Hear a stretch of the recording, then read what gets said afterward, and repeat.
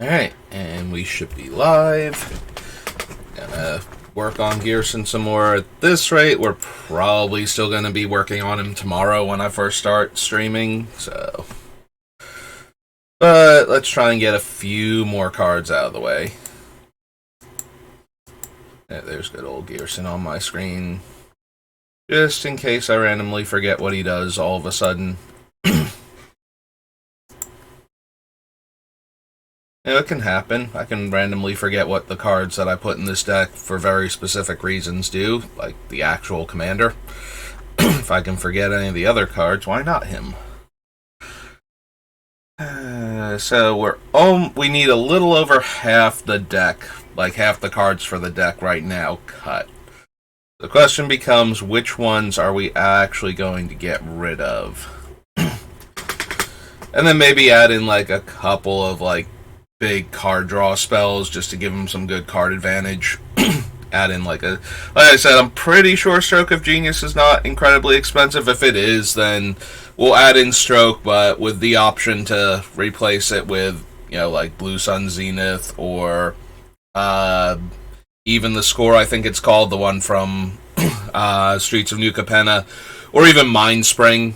2 blue and X at sorcery speed, draw X cards. Not the end of the world.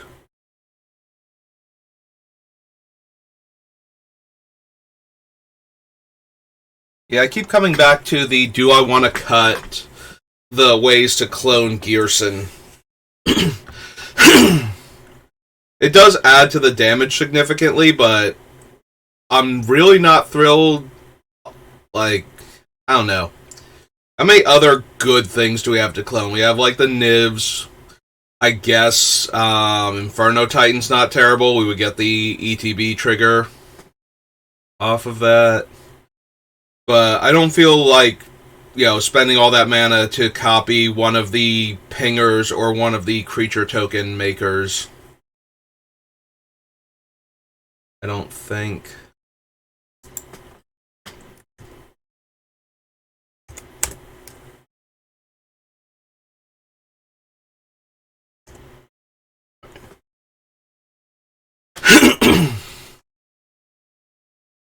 Don't really want to cut any of those.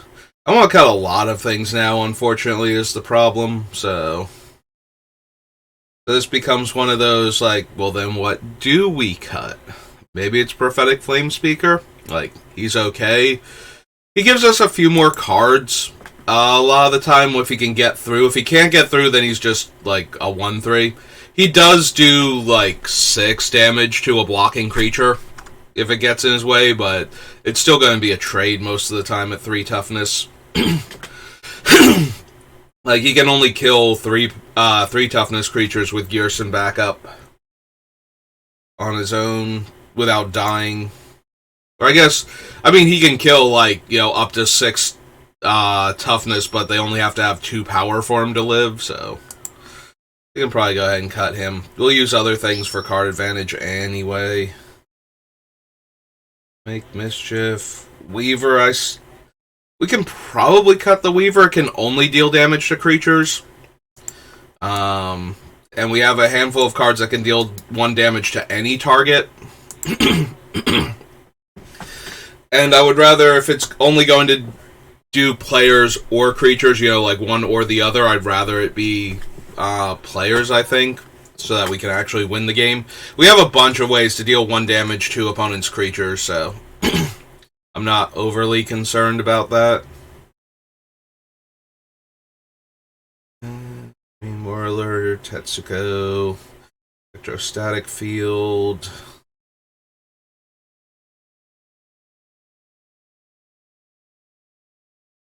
Maybe we still cut, like, the 1,000-Year Storm. I left it in here because we do still cast a bunch of instants and sorceries in order to power out, like, the rest of our stuff. Copying the spells doesn't help for that, but it does get us more of the spell effect. And if we're going to be casting multiple spells in a turn, if we deal an extra damage to everything, or make an extra devil token, or, an extra Eldrazi spawn or whatever, or draw an extra card, like all of those seem really good. As long as we cast, like, we have to cast 2 spells in a turn, and then the second one we get an extra copy of. It is is a 6 mana do nothing enchantment until the following turn, though, which I'm kind of not thrilled with in this deck. And we already have Arcane Bombardment. I forget if we still have Shark Typhoon or not. I don't think I cut that one yet. So let me go double check. Shark. Yeah, Shark Typhoon's still in, and that one's similar, but at least we have the cycling effect on it if it's not going to be good for us to just cast it. Yeah, I can see cutting Thousand Year Storm.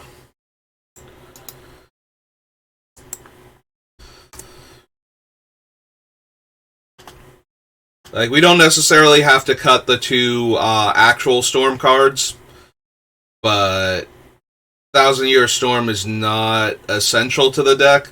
We're not winning by storming, so we need cards that actually let... Oh, I did cut Empty the Warrens, didn't I? Okay. I mean, it's probably still alright. If we get to the point where I'm, like, change my mind about that, then maybe, but I think we're good.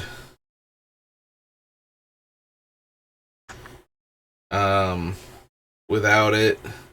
Like, Grape Shot deals the 1 damage, and I think that's okay. Maybe we wind up cutting Grape Shot, too. If we're not actually storming, we don't necessarily need any of these cards.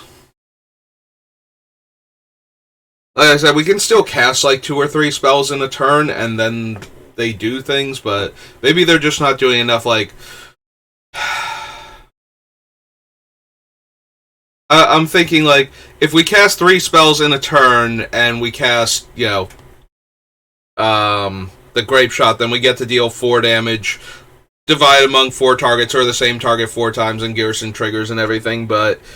If we, instead of casting those 4 spells, just cast Pyromatics and replicated it 3 times, like, how close is that to the same result without having to worry about, did we cast 3 or 4 spells this turn in order to get the other one to do any work?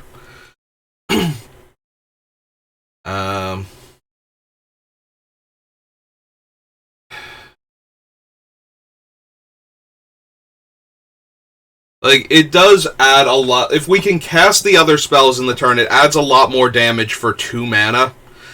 But if we can't cast the spells in 1 turn, and I don't think we're casting more than, like, 3 spells in a turn. This is not a big mana deck.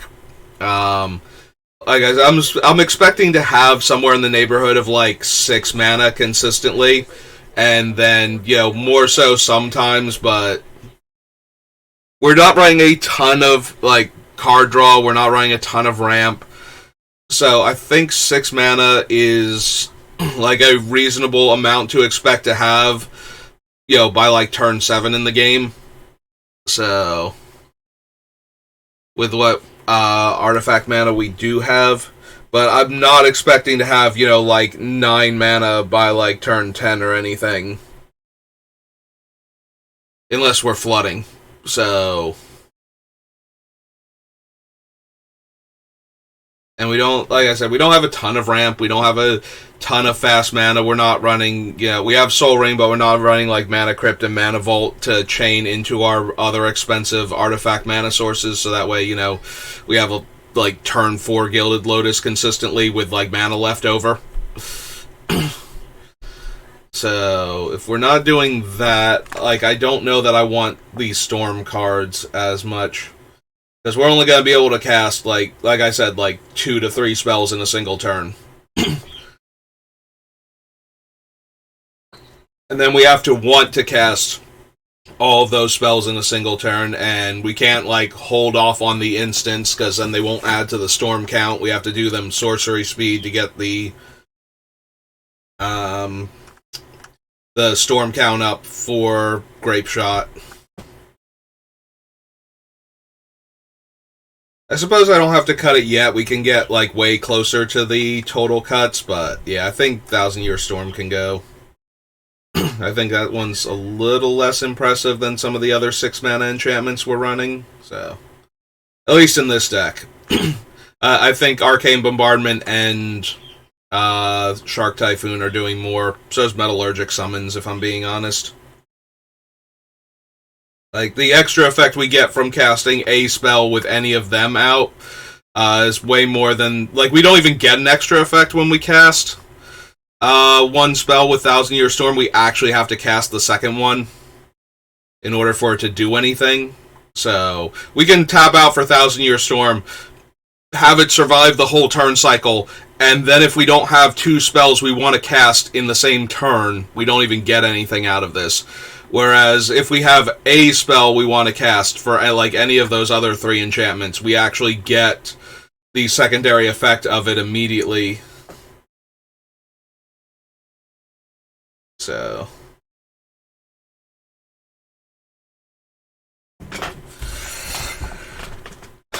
yeah, I can see cutting Thousand Year Storm just because we don't have any better things to cut. It feels like.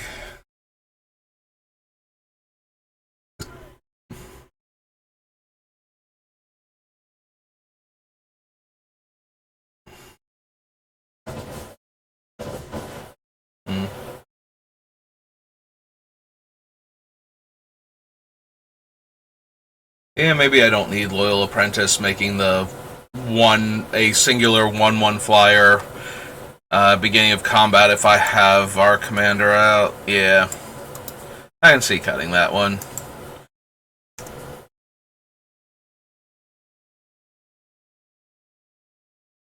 I might leave her down here though in case we need something to make up for like one of the more expensive spells. Because she's not terrible in the deck, like a free 1/1 flyer every turn with haste is not the worst. And she's been in like 2 or 3 different commander decks, I think, so she's a lot easier to come by than some of the other things we have. But yeah, I don't think we need Thousand Year Storm. Weaver of Lightning is more replaced by the other ones that also deal damage to other things. I guess we can add Prophetic Flame Speaker down here in case we need like extra card advantage for a more budget-friendly build. 1, 2, 3, and 4. We got 4 cards. We're down to 120. Yay! If we cut half the cards we have left, we're done. Alright, so if we just cut like everything after... what's the halfway point for Magic sets right now, roughly?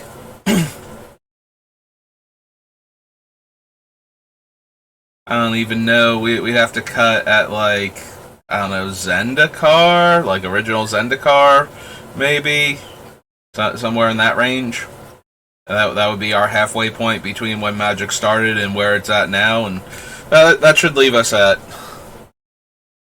exactly 60 cards then. Who needs cards from the newer sets? I mean, we'll have to go back and, like, cut 1 card so Ghyrson can actually make it in the deck since he's below that point. I don't want to start at the bottom and cut from the top because then we lose Volcanic Island and Soul Ring, and we can't lose Soul Ring either. Like, we can lose Volcanic Island and be budget friendly. We can't lose Soul Ring. That is a bridge too far.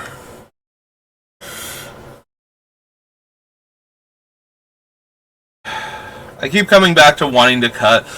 Like, the clones really add to the damage if we can copy Ghyrson himself and they live.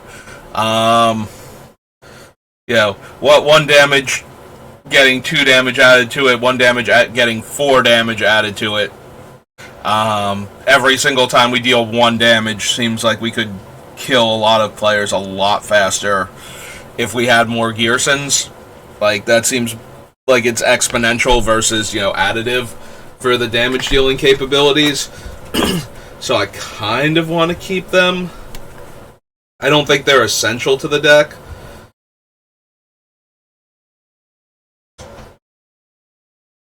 Yeah, right now the only things that are really absolutely essential to the deck are the things that are dealing 1 damage, so that Ghyrson has things to trigger off of. So the question becomes, which ones am I actually going to use?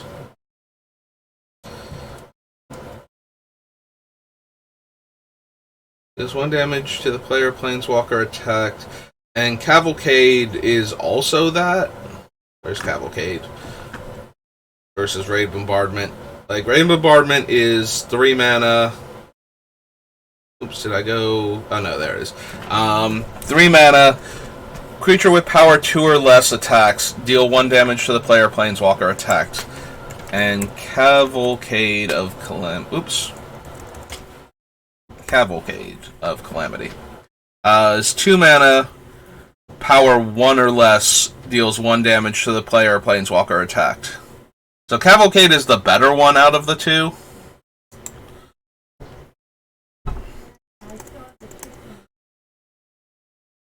Now,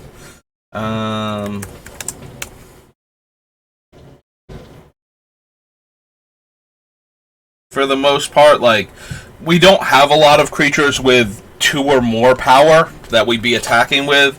Or, I'm sorry, with exactly 2 power that we'd be attacking with. We have a few because they deal like 1 damage from their effect. But most of our creatures have base power 1 because we want to get the extra damage off Ghyrson, or they're already in like the 3 to 4 range and they just have an ability that deals 1 damage. So Raid Bombardment is the worst of the two. I don't know that I need either. I certainly like having both of them, but we did cut Empty the Warrens. We have like Spawning Breath, we have Burn Down the House. But we're not going to make... Oh, that's true, we have the... I was going to say, we don't make a lot of like little tokens from the things that care about the casting cost of our spells. So those 3 cards, but we do make a lot of 1/1s from like Young Pyromancer and Murmuring Mystic. So we should still have enough little creatures that either copy would be good, and both of them would do a ton of damage. So there's Scouring Sands, Goblin Slide makes 1/1s. Mischief makes a 1/1 and deals a damage.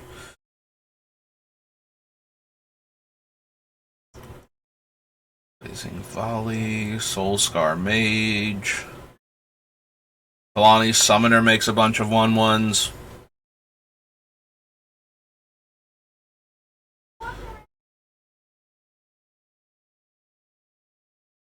Electrostatic Field, Murmuring Mystic. Firemind Vessel, Rouse Storm Conduit. Saheeli makes 1/1s when we cast non-creature spells.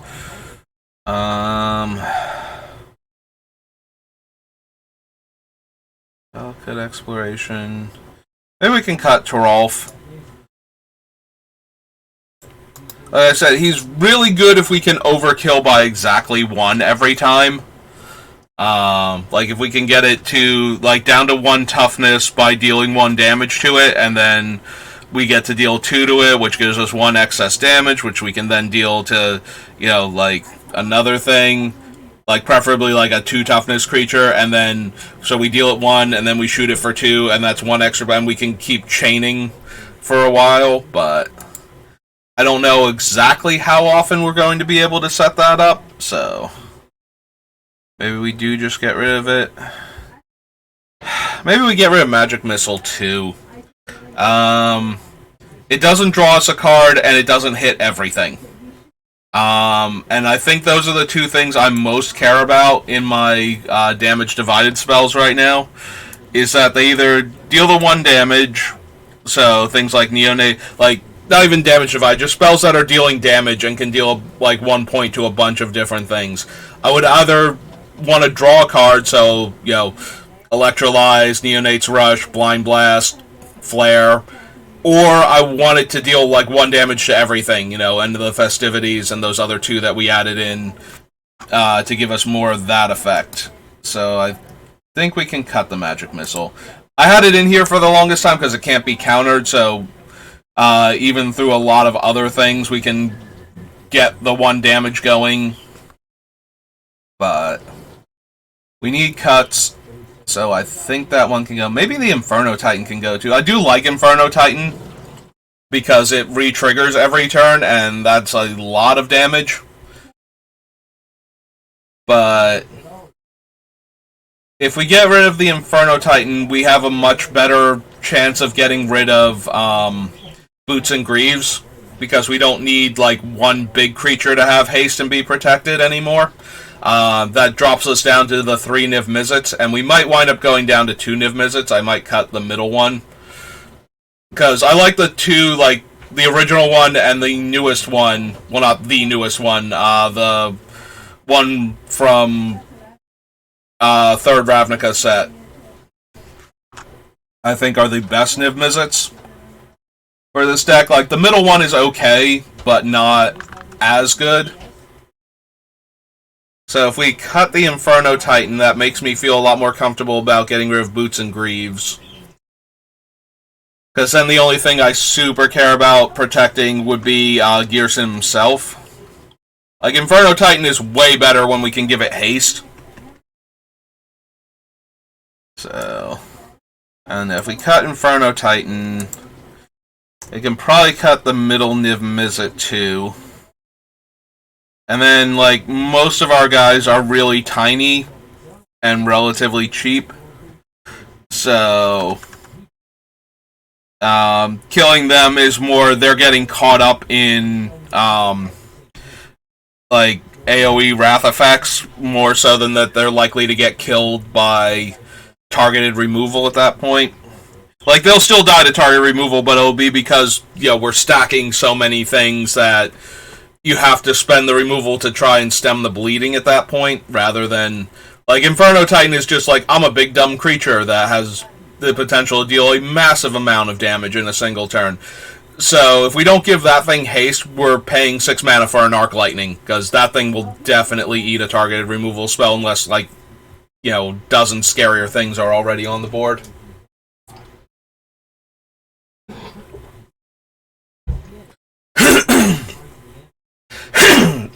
Excuse me.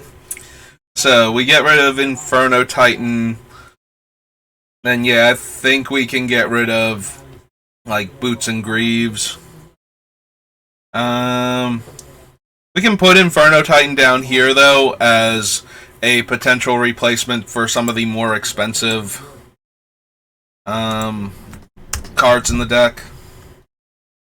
Because Inferno Titans have been... Inferno Titan was like a promo that was like mass given away. It was like one of the video game promos, I think, where you download the Duels of the Planeswalkers and you got a code and you could bring the code in, and like every store had like a couple hundred of them lying around. So like Inferno Titans are only like $2-3, I think. So we can like drop that down here because it's still okay. Like, it's been on this list this long because it has the potential to be a lot of damage, especially if it has haste. Because then, you know, you deal 1 to each of your opponents on the enter the battlefield, so that's 3 damage to each of them. Then you attack, you deal another 3 damage to each of them, and then the one you're attacking has a 6/6 fire breather coming at them. So the damage potential is very high on Inferno Titan, but if we cut him, it lets us lose the Boots and Greaves, I feel like, and the middle Niv Mizzet, and that frees up a bunch of deck space for some of the other cards I want to keep in here. So yeah, we want the Niv. Want the Niv that that pays mana to ping. And lets us draw a card when we deal damage with him. No, that's... Wait, did we cut the middle one already? We only have 2 Niv Mizzets left? Okay, so we cut that Niv already. Alright, so then we go Greaves. Yeah. So we cut those out. We have the other two nibs, though. I don't know if I want to cut Curiosity and Ophidian Eye at that point. Both of them also do work on like any of our other pingers.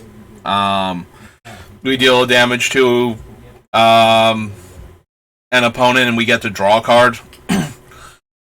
So the only problem with putting it on those things is that when we're going infinite, we're not getting the extra damage from drawing the cards if we don't have one of the nibs out. So we're actually just churning through our deck while dealing infinite damage, and there's always a small risk we deck ourselves before we kill the opponents because of that. Because a lot of them aren't optional. They're when you do X, deal a damage to each opponent. And what is the exact wording on Kira? Would we be drawing like 3 cards or something for that? When enchant creature deals damage to a player. Huh. Real quick, duplicate tab, Curiosity. I want to know. Does that actually work? Do we draw 3 cards? If we deal 1 damage to each of our opponents, do we draw 3 cards? You refers to the controller of Curiosity, which may be different from the controller of the enchanted creature. An opponent refers to an opponent of Curiosity's controller. Any damage dealt by the enchanted creature to an opponent will cause Curiosity to trigger, not just combat damage. Doesn't trigger if the enchanted creature deals damage to a planeswalker. You draw 1 card for each time the enchanted creature deals damage to an opponent, no matter how much damage it deals or whether or not it was dealt in combat. The aura enchants an opponent's creature. You won't draw a card when that creature damages you. Just to deal damage to one of your opponents.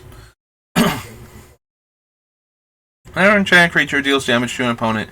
Oh, it's also a May. Huh. I did not realize that on Curiosity. Curiosity is a May, so we don't deck ourselves either way. Is Ophidian Eye a May also?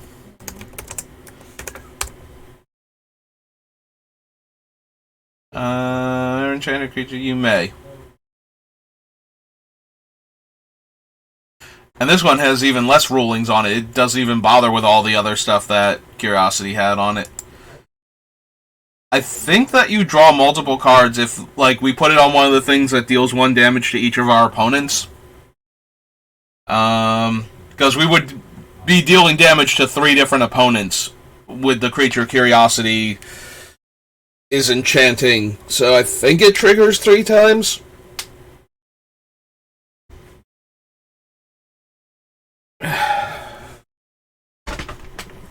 Either way, we're going to leave them in for right now because they're May, so now we don't even have to worry about decking out, so we can just draw most of our deck and deal a ton of damage. So we got rid of Greaves and Boots and Titans 3, 4, 5. 5 cards. 115. 55 cuts left. Clear all. So we probably don't need Fervor. Like, we're cutting the sources of haste for the individual creatures. We also probably don't need it for the main ones. If we're getting the triggers from them coming into play, then we're still getting enough damage out of them, I feel like, that we don't need to worry that we let our opponents go and they get to Wrath, and then we come back to us and we don't have any of the creatures in play anymore. Especially if they're being made by any of the non-creature producers, you know, like any of the 3 enchantments or Saheeli or something is making them. Because then we'll be able to rebuild reasonably quickly. Fire and Ice, Sharpshooter, Solar Blast.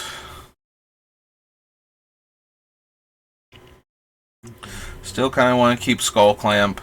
That's true, we have Skull Clamp for a card draw too. Excuse me. Kumano. We might wind up cutting Kumano. And then using him as the alternative for... I mean, we might even wind up cutting Walking Ballista, but Walking Ballista is pretty decent in this deck. But if we do, we can use Kumano as the replacement for him for the budget option. Yeah, we can probably go ahead and cut Kumano.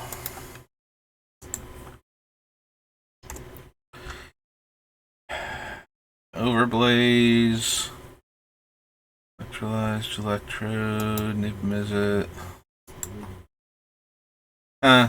So one of the funny things I was just thinking, so one of the big problems with Overblaze is that we have to then trigger Ghyrson a bunch of times after we target him, and casting the Overblaze is going to trigger him a whole bunch of times, like however many times we could have anyway, before it resolves because we cast the spell in the first place. Which kind of means it falls in the same category if we need to cast another spell after that. It is a decent card to have for Arcane Bombardment, though. Because we can have the Overblaze resolve before like the other copies of the spells that we've exiled, and the cast triggers for casting those spells, then we get a ton of damage that way, but that might still not be worth it. Like, it's okay, but not amazing, and it's a 4-drop, and we also don't have a ton of ways to maximize this if we weren't doing Ghyrson specifically. Hey, the frame rate issue's back. Yep, there go all of my frames. Bye, frames. I'll miss you. Alright, so if we cut the Overblaze, because it's a format, like, it basically has to target Ghyrson. If it doesn't, we're targeting, like, 1-power creatures in a lot of cases. Like, the best targets after that are the 2 Nivs, because then that doubles up on not only the damage that they deal from me drawing the card, because if we're targeting anything else, that's assuming that Gearson's not in play, and we can't get him into play. You know, he costs too much mana to recast, like, the 4th time. So, if we get to that point, then we're targeting one of the Nivs is our best case scenario, because targeting any of the other guys and having them deal 2 damage instead of 1 damage per trigger is not amazing, but targeting the Nivs, at least they're like a 4 and 5 power dragon respectively, so they would be able to deal, you know, 8 or 10 damage in combat and be a flying threat on top of that, so they might actually make that connection and deal all that extra damage. And then if we draw a bunch of cards with them, we get to deal 2 damage per hit. But yeah, that's like the best case scenario if we don't have Ghyrson, so I can see cutting Overblaze then.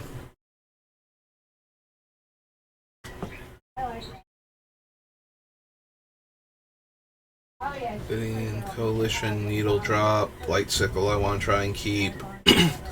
Flame Jab I want to keep just so that way if we do flood, we have like some ways to use that mana, so Flame Jab letting us discard the lands to deal 1 damage is fine. Obsidian Fireheart being able to turn more and more lands into damage sources is fine.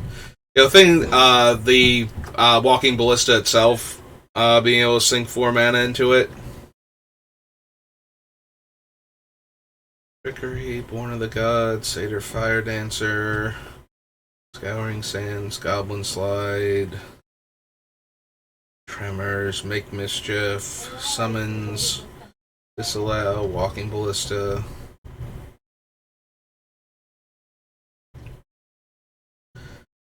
Chain Whirler, Tetsuko Umizawa, Electrostatic Field, Ring Mystic, Ravnica Alliance, Cavalcade of Calamities, Blind Blast. Blind Blast can only hit creatures, but it draws us a card, so I kind of want to keep that in here if at all possible. Like, I think it's the weakest out of the deal a damage draw cards that we have. Since we're not storming anymore, like, if we were storming, then Flare becomes the weakest because we don't get the card until the next turn. But when we're not concerned about Storm, then I think Blind Blast is the weakest out of them. but that's still, I think it's still good enough with the way it interacts with a lot of our other cards. We don't want to keep solve the equation. Archmage Emeritus is another good way to get card advantage. Maybe we don't even need Stroke of Genius. We have the Archmage, we have the Skull Clamp, there's something else too that can draw us extra cards, and then we have all the remaining cantrips. So maybe we don't need like a big splashy card draw spell. Maybe we have enough things in the deck to begin with. Chandra Firebrand. I'm gonna be sad if it's like Chandra Firebrand has to go. Because the Ral gives us the ping when we cast the spell, even if we don't copy anything, and then gives us another ping if we copy stuff, and lets us scry in the meantime. This Chandra, she upticks to deal the 1 damage, and she downticks to copy the next spell we cast. Maybe that's just not quite good enough, though. Yeah, we're definitely keeping the better Chandra, but I think we can cut that Chandra.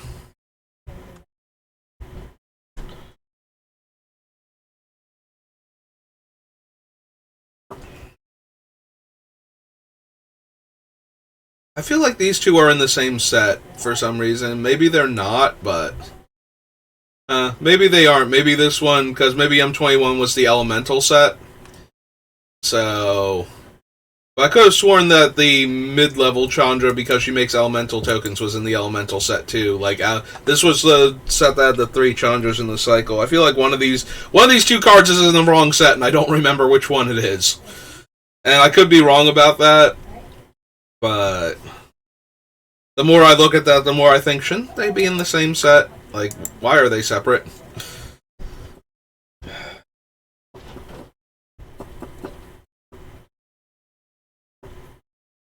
I do like the thought of countering a big spell and making a ton of Thopters, which would trigger all of our comes into play abilities on creatures entering, and then we'd have a bunch of evasive flyers to trigger the attack triggers, and then board wraths to stop that from happening. We have all the death triggers. And by all, I mean, I think we have like 2-ish of each to make sure we have one of them at any given point in time. Yeah, I don't think Extravagant Replication. Like, it's just a generically good card, and it's one of those things that I always... oops. Yeah, did not mean to do that. It's one of those things that I always want to put in the blue decks, because it will just generate value every turn. Very similar to if you have, like, good comes in play abilities on your creatures, and you want to throw in, like, a blink effect, like a repeatable blink, like a Conjurer's Closet or something. It's very much like that, where it's just like, yeah, but we don't need that. We just need the cards themselves, before we need ways to make any one of them keep happening over and over again. Like, it's the problem of value versus the actual, like, what the deck is trying to do. An Extravagant Replication is a value engine. You have your stuff, and then you cast it, and it's like, oh, cool, now I get to make an extra one of these every single turn until you do something about it. And that's just generically powerful, but I don't think we necessarily need it. Like, I would rather have the cards it's making copies of first, and we are going to need to cut stuff. Like, even if I leave it in, it's going to wind up getting cut at some point in time, I feel like. Just because we don't have room for it. Alright, so I want Kumano on this list. Possibly the Overblaze, too. But I don't think we need the Extravagant Replication. Fervor keeps, like, dropping off of the bottom of this list. Like, it's just hiding down there now. Alright, so... Kumano's 1. Okay, we'll get rid of Overblaze. So Overblaze was 1, so 2, 3, 4, 5. Alright, so we got rid of 5 more cards. Cool. We're at 110. 50 more cuts. And we're all set. At least we're still making cuts at a reasonable pace. Like, when I got super bogged down while trying to do, when I thought I had to do 100 plus cuts for a deck that had less than 100 cards in it for the Storm build because I couldn't count properly. I was getting really bogged down with the choices because it was like, I'm going to wind up losing basically the whole deck in order to do this. And the answer was yes, actually you are, because you think you have 100 more cards than you do. So you're trying to cut 100 plus cards from this deck and you only have 90 cards left. That makes it really, really hard to keep anything you wanted in the deck. Searing Touch, Whispers. Maybe Whispers goes. Like, we cut a bunch of the other things that would matter where we could cast an extra cheap spell in a turn. And at least Searing Touch is dealing exactly the 1 damage that we need it to. Keep Shattering Pulse. Caltrops, Repercussions, Close Quarters, Misdirection, Heuristic Study. Yeah, we can cut Heuristic Study. Heuristic Study is just, again, generically good, but not doing anything the deck really super cares about. And we have plenty of other card draw effects where we definitely get the card, as opposed to just making our opponents pay an extra mana for a few spells, and then maybe getting a card or two out of it. Yeah, Heuristic Study, it just never does what I want it to do, and I never see anybody, like, people play it against me. It's just like, okay, I'm paying the 1 because I don't need to cast like 5 spells in a single turn in order to win this game. I can play the 1 good spell and generate the card advantage from it, and then pay the 1, and then hold up mana. Maybe, like, you are more likely to get a card out of me because somebody forced me to play a counterspell. When I only had enough mana to do the counterspell exactly, than you do, or like some other reactionary spell, than you do from anything else. Like, I almost never give players a card, and when I do, it's because I'm about to combo off anyway, and you're going to need all of those cards, because this is the end of the game right now. Now, granted, at that point, that's where Heuristic Study is actually the strongest, I feel like, is when I have to let you draw a bunch of cards in order to try and win in that 1 turn, and I don't have a way to get rid of Heuristic Study first.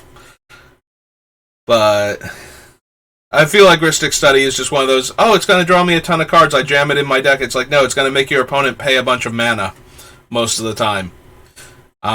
Which, if you're not doing anything with that, like, Heuristic Study gets way better in various mana denial and prison decks, where the opponent can't afford to keep paying the 1 every single time. Or when you're playing against decks that need to cast a whole bunch of spells in a single turn to win. Their combo deck, if you add a mana to each one of their spells to stop you from drawing a card to potentially disrupt their combo, then Heuristic Study goes way up in value in that game state. So, but yeah, I feel like every time I run into Heuristic Study, it's just like, this is annoying, but not actually like game winning or even a card advantage engine half the time. But people love Heuristic Study, and they keep jamming it in decks, so. Also, it depends on who you're playing against. Like, some players just like, oh no, you can keep drawing cards, but anybody who's going to let you keep drawing cards off of Heuristic Study when they don't absolutely have to, was probably not an opponent you desperately needed all that card advantage against anyway. You were probably going to be able to win that game regardless, so.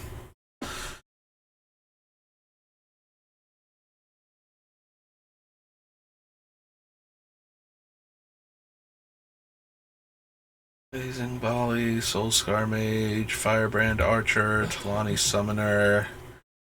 Really want to keep the things like Chain Whirler in here. Like, it is the only other thing like End the Festivities that actually deals 1 damage to everything our opponents involved with our opponents. Like, them, their creatures, and their planeswalkers all take 1 damage from Chain Whirler. So, really want to keep that in the deck. Basically, above any of the other. Like, I would rather get rid of one of the other ones that we added that only deals damage to the creatures, but. Murmuring Mystic, Niv-Mizzet Paran, Cavalcade, Blind Blast, Firemine Vessel.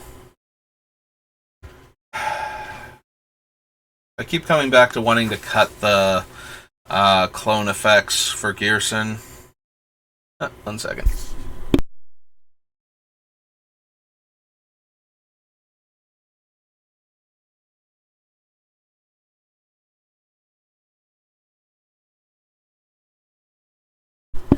Okay, and then back. Yeah, I keep coming back to wanting to cut the clone effects. But they're so potentially devastating with Ghyrson. Like, if we get rid of them, it cuts into his damage potential by a lot, I feel. Like, something's got to give. There's got to be, like, one aspect of all these extra damage things that I need to go, okay, this is not where we're going with this version of Ghyrson. We need these instead. And I don't know what the these which things are supposed to be the these instead, and which ones are the we don't need that in the deck.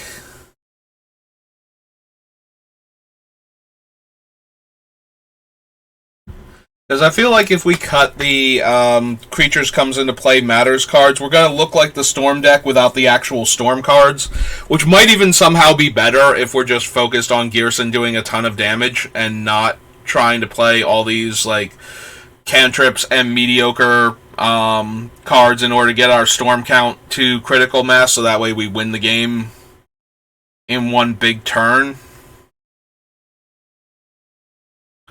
But at the same time, like, if we leave those in, are we cutting the creatures that just ping the opponents for us casting the spells in the first place? Like, if we keep in the creatures that, or the cards that make creatures when we cast an instant or sorcery, and we have the cards that deal damage to the opponent when a creature comes in, attacks, or dies, so that way, like, anything the creature does will deal damage to the opponents. Like, is that better? Do we need to cut, like, most of the I cast a spell, I deal a damage to each opponent cards then?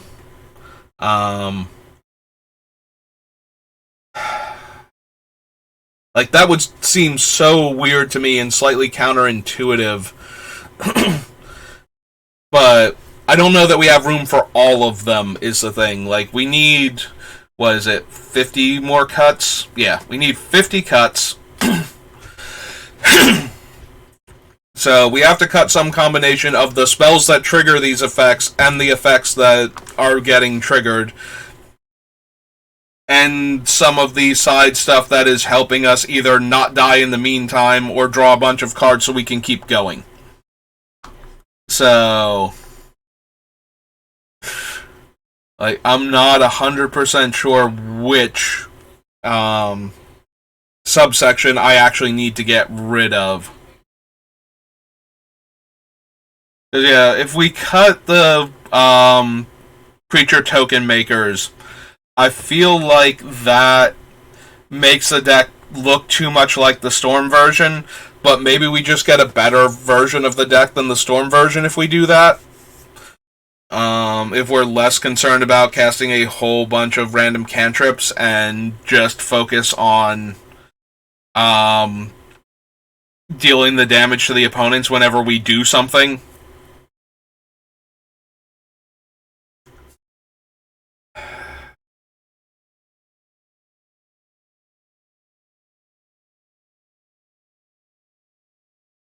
Like, I don't know, maybe we don't need Spawning Breath now. So Spawning Breath was better in the Storm version because the spawn tokens can sack for colorless mana. Also, now that we've cut Thousand Year Storm, this is just 2 mana, deal a damage, make an 0-1. And the 0-1 is okay because it interacts with all of the other stuff, but maybe we don't need that anymore. Like, at least the other thing for 1 more mana is making the Devil token instead, which has one power and then dies and deals one damage, so it's got multiple ways to trigger the thing. Like, the various ways to get Ghyrson to deal damage. Maybe we can cut Snapcaster if we're not on Storm anymore, also. Like, we've removed Thousand Year Storm. We might wind up removing the Grape Shot still, but do we want to get rid of Snapcaster? Like, just generically powerful, 5 mana, single turn, we get to, like, deal another point of damage and draw another card or something.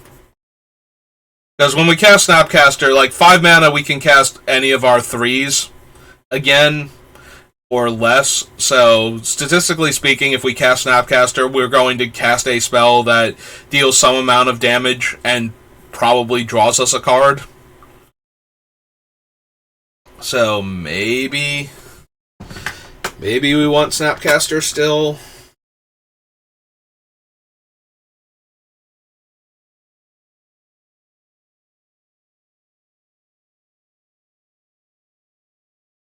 Trickery, Cyclonic Rift, Fire Dancer, Scorching Sands. I don't know, maybe we don't need the cards that make repercussions, like, basically go infinite, like Satyr Fire Dancer and the Incinerator.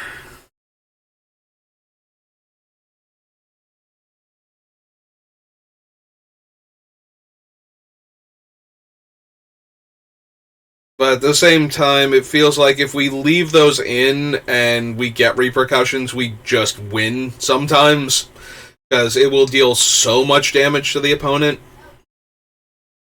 For like one spell, like any of the deal 1 damage to each of their creatures' spells will kill anybody with anything remotely resembling a go wide strategy. Like, we just get to deal 1 to like all of their stuff and win the game. If we have like some combination of Satyr Fire Dancer and or Chandra's Incinerator with repercussions, like, we'll just deal so much damage to the opponent.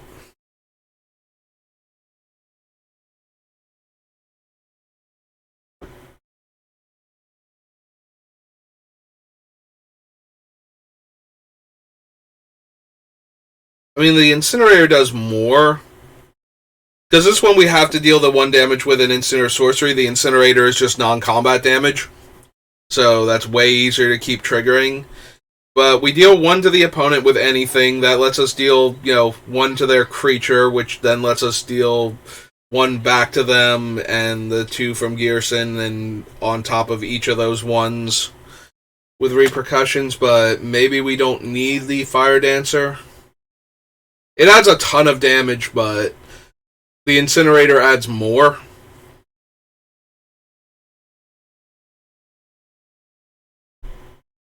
I don't know. I feel like I want to cut the Satyr Fire Dancer towards the end, but we might be at that point where now we're just cutting things that are generally good in the deck and trying to figure out like which ones are going to be the best.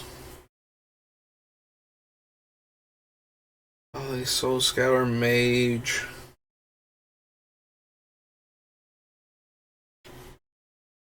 I don't know, maybe we can cut, like, I want to keep the Death Touch and the Lifelink. Like, Basilisk Collar is just so good on Ghyrson, but maybe we cut, like, the Soul Scour Mage, but I like being able to deal with larger creatures that we can't kill through damage reasonably, and indestructible creatures. Like, I would like to be able to deal with an Ulamog or something. Or a Blightsteel Colossus.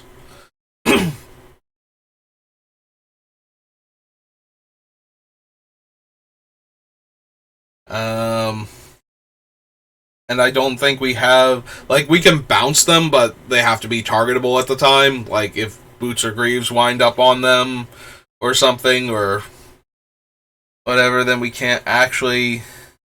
But if we can get into combat with them and deal them to... Although this is non-combat damage, but if we deal 1 to them with, like, a blocker, then Ghyrson will trigger and deal 2 to them, and so on, because he doesn't target, so... But on the other hand, then we have to get into combat with those things, which means we're losing a ton of permanents, or we're facing down potential lethal infect trample damage. So, I mean, I like just being able to kill larger creatures, though. Also works well with persist creatures, like, you know, killing a Woodfall Primus slowly with a Soul Scar Mage or the Sickle. Means that we only have to deal with one trigger that comes into play, not two of them. Unless they have some other way to bring it back with, you know, like, what's his name? Micaeus or something, where they can bring the creature back a different way, or the moth from Ikoria. And then it doesn't matter that we put -1/-1 counters on it the first time. I mean, we only have to worry about Micaeus at that point. If we put -1/-1 counters on it when it comes back with flying, at least it can't bring itself back with its own ability. And it'll actually stay dead the third time. But... or the second time, rather than getting the third time.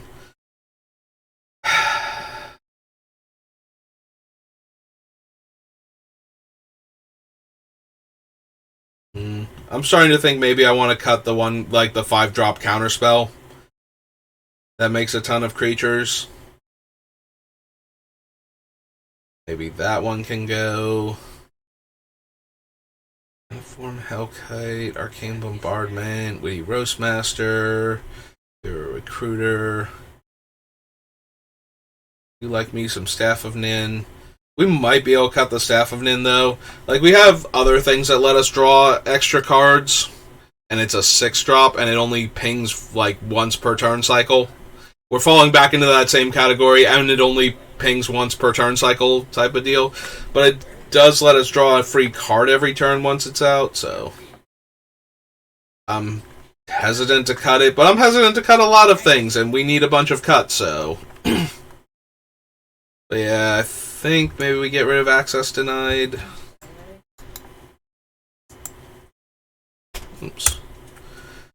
Maybe we get rid of the Smoke Spirit Blessing too.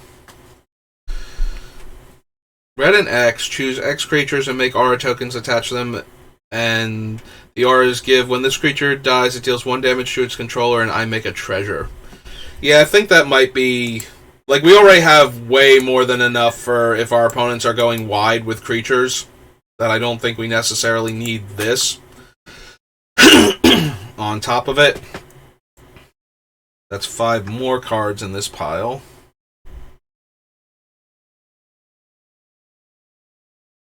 Alright, so for the budget consideration, I can see adding Access Denied as a way to make a large number of 1-power flying creatures.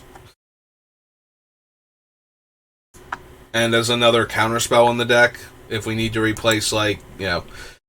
Obviously, it's a terrible replacement for a card like Force of Will for what Force of Will does most of the time. But if we need to replace, like, our $80 card with something a lot more budget-friendly...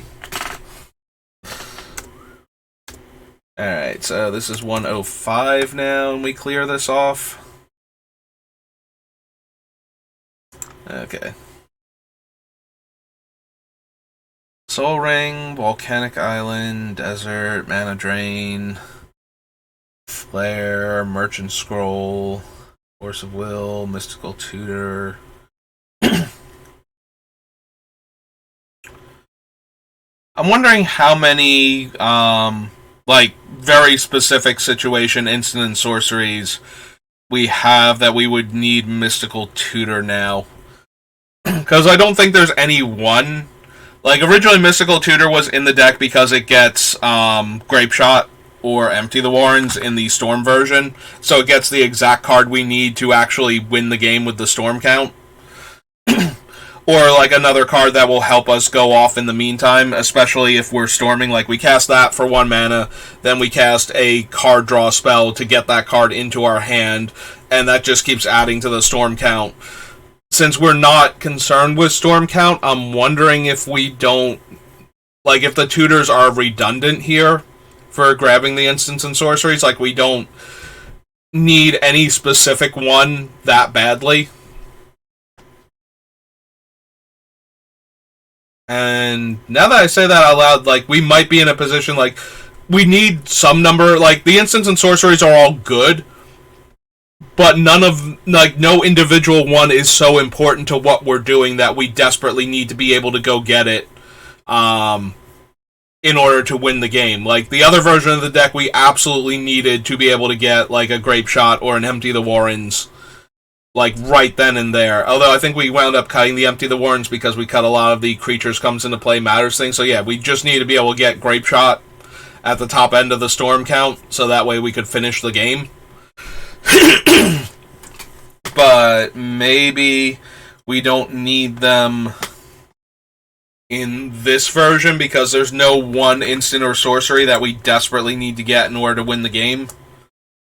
And we have a bunch of backups for basically any effect. Like, I think the effect that we have the least number of in the instant and sorcery department might actually be, like, the artifact destruction that we have. But maybe we don't need the tutors. Like, there's Shattering Pulse. I'm trying to think if there's any instant or sorcery in this deck that we absolutely, positively have to be able to get. And I don't think that there is one anymore. Like, I think these are all just still in the deck because they let us tutor for cards that we're running in the deck. And while that's fine, I don't know that we need them. Like, yes, we still have Grape Shot, but we're not trying to do a Grape Shot turn specifically. What is it? Flame Jab would be good to be able to get if we're flooding out. But at that point, so would, like, most card draws. Cyclonic Rift might be the strongest card that we can't just tutor for.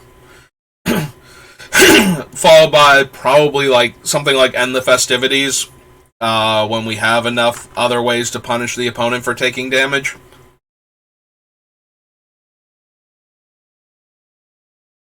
So yeah, I don't think we need... And Merchant Scroll can't get half of the cards that I'm thinking that we might want to be able to get. Like, it has to go get the blue card to go get the other one at that point. Excuse me.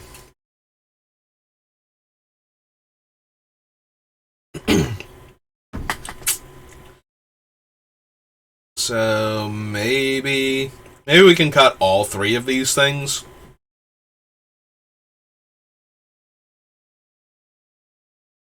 Which would also let us cut the Spellseeker, now that I think about it. Which would get another really expensive card off the list that's not doing enough for the deck in its current state.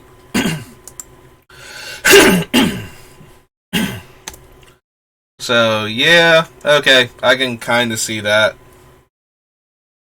Like, maybe we don't need Spellseeker either, then. Pyromancer, Spellseeker. Yep.